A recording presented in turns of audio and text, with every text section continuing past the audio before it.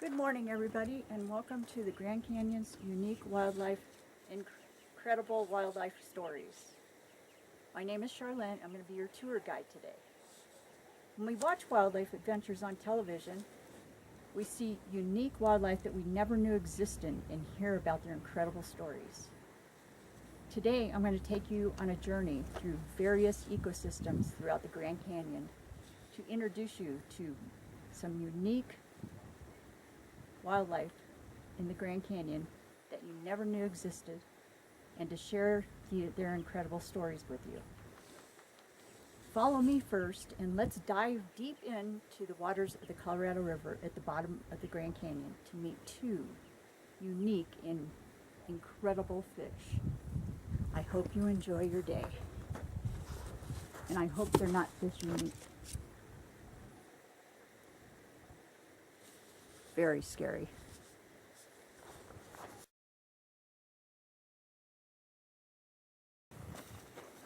Welcome to the Colorado River at the bottom of the Grand Canyon. I want to introduce you to two unique species of fish that evolved for 5 billion years when dinosaurs ruled the earth.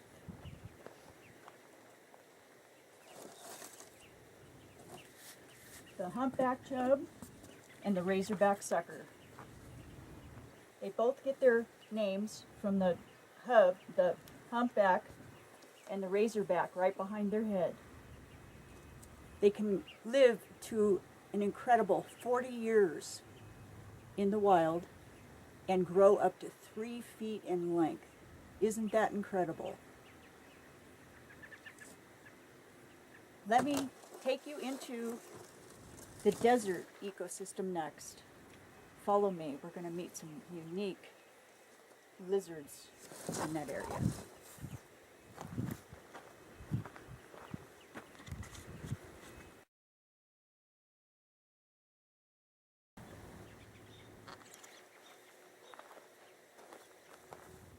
Welcome to the desert ecosystem of the Grand Canyon. In this canyon lives two unique, incredible lizards. Let me introduce you to their story.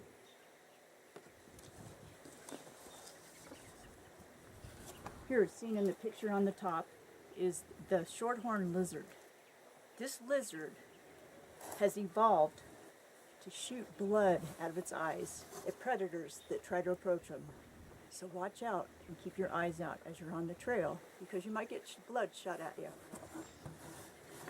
The second lizard I want to introduce you to and tell you about his incredible story is the Gila monster.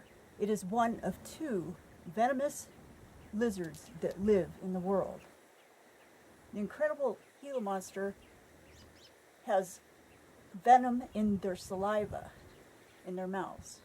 They're very slow creatures, but when they want to attack their predators, they shoot really fast. Another incredible fact about the Gila monster is its black and orange beaded skin. It's a beautiful animal and incredible, both of them.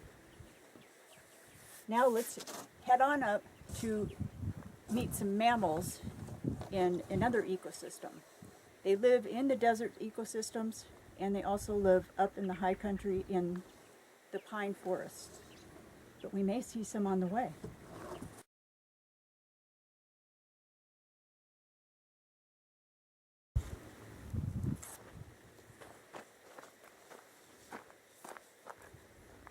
We just arrived at about the 6,000 foot level of elevation, in between the ponderosa pine forest and the juniper forests.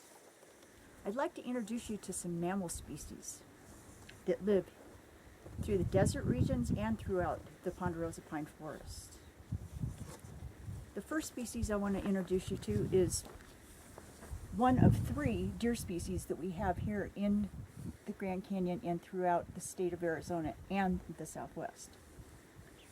This is the only whitetail species known for the white tail. When it wags its tail, it's white underneath, and it's a very small deer. It only gets to about 100 pounds max and about 36 inches in height.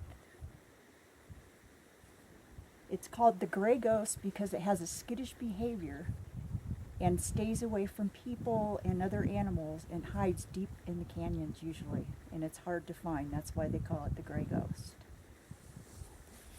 The second deer I want to introduce you to is the mule deer. The mule deer has large ears the size of mules, and that's how it gets its name. Very beautiful animal. The third deer species I want to introduce you to is the elk. The elk can jump up to 8 feet high, and they can run up to 45 miles an hour in speed. Isn't that incredible? I also want to tell you a few other things about the elk and other deers.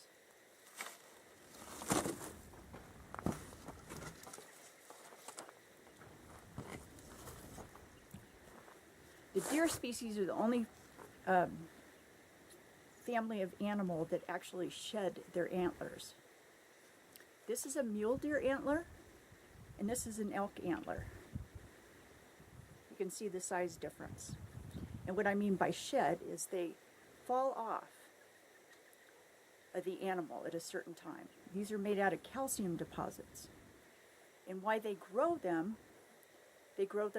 so that they can fight each other during their mating season.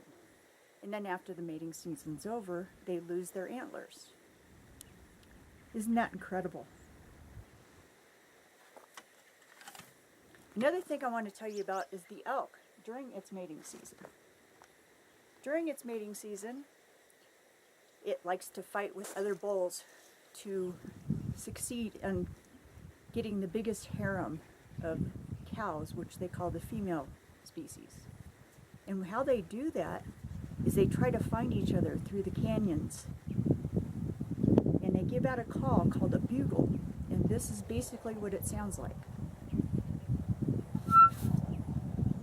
Sorry, out of practice.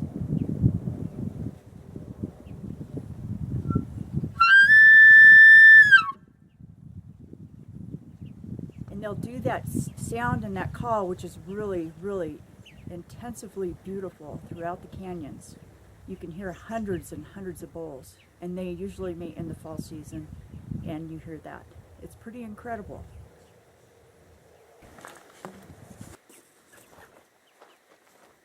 I want to introduce you to another mammal here in the Grand Canyon. The javelina, or collared peccary. They get their name collared peccary from this collar right around their neck there. They're the only pig-like species of animals in the United States. They're in Arizona, throughout the Grand Canyon, and throughout the Southwest. They have tusk-like teeth, although they are not carnivores. They're actually herbivorous, which means they eat only plants.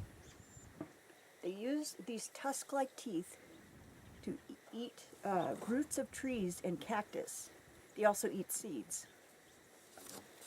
Now that I've introduced you to some incredible mammal species and other species throughout the canyon, let's take a walk up to the top of the canyon and check out those incredible views from above.